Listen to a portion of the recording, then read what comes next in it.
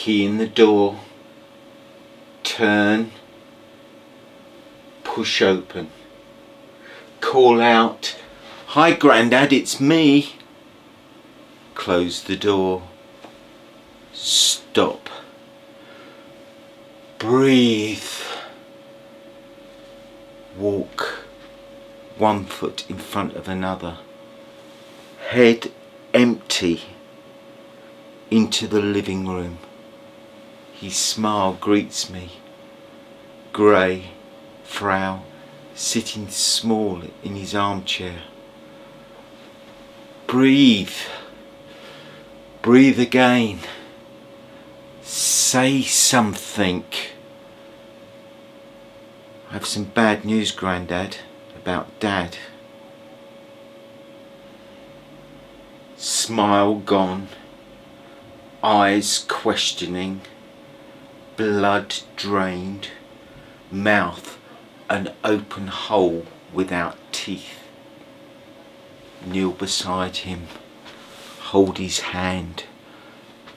Bones for fingers, leather for skin, contours for veins. Breathe, breathe again. Say it. Voice goes to auto. He's in hospital.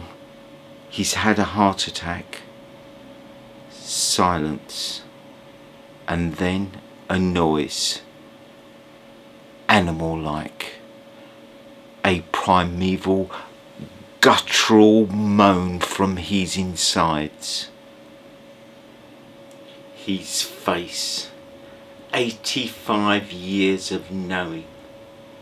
White fear staring straight back at me and waiting for my inadequate words to plunge deep through his bony ribs. How do I say this without using words dead, died, departed? But with every second of delay, it's just like twisting the dagger of expectation into his chest. Be merciful for God's sake, and drive these words into his heart and end it all now. Tears rimming around his milky blue eyes, patiently waiting to be bludgeoned.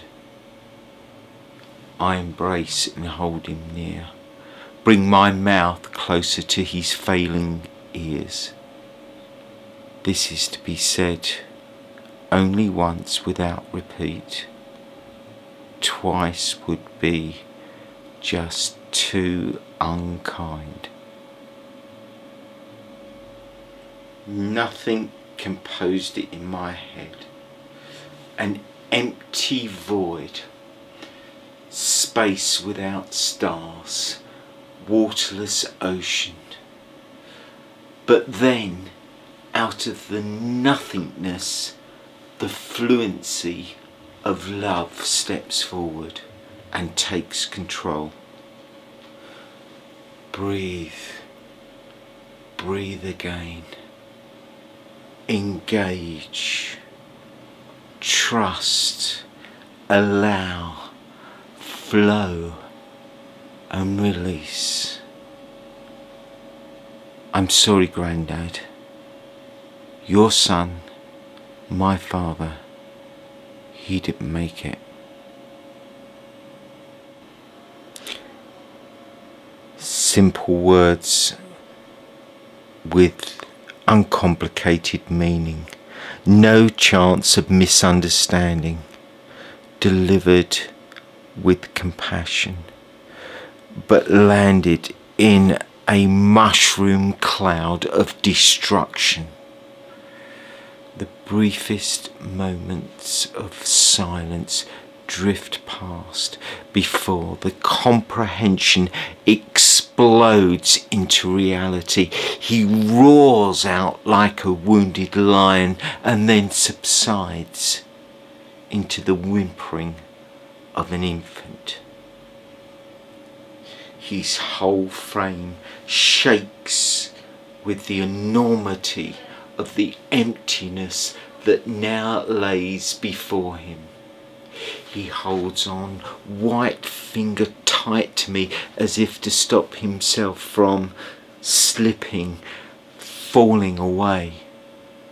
Arms around each other's necks, forehead touching forehead, tears mingling into a river of one. Both united and bound together by an invisible chain, held in place by my lost father, his lost son. Could we, would we ever be closer?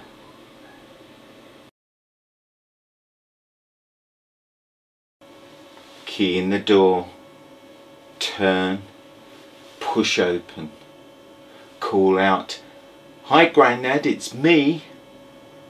Close the door, stop, breathe, walk, one foot in front of another, head engaged, into the living room.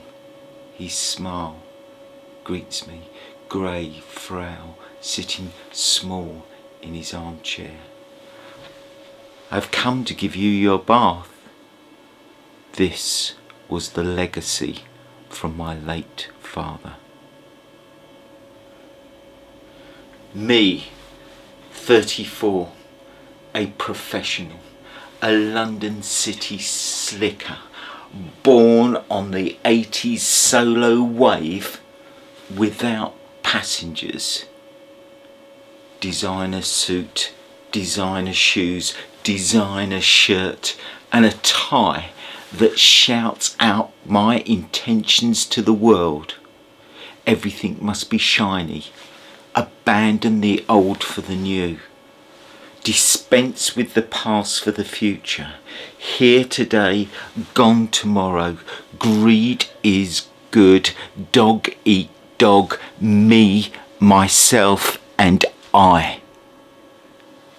But all that changed. He never asked for it, but I felt compelled to play out this role of my father caring for his father. Something that I would never be able to do for my own father, but was given to me as a gift in his death. A gift so totally abhorrent at first. This is not me. This is not my style. This is not who I am.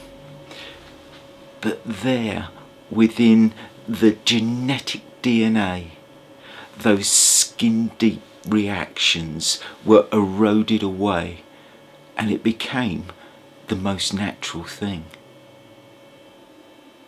I would make a cup of tea for him while I ran the bath.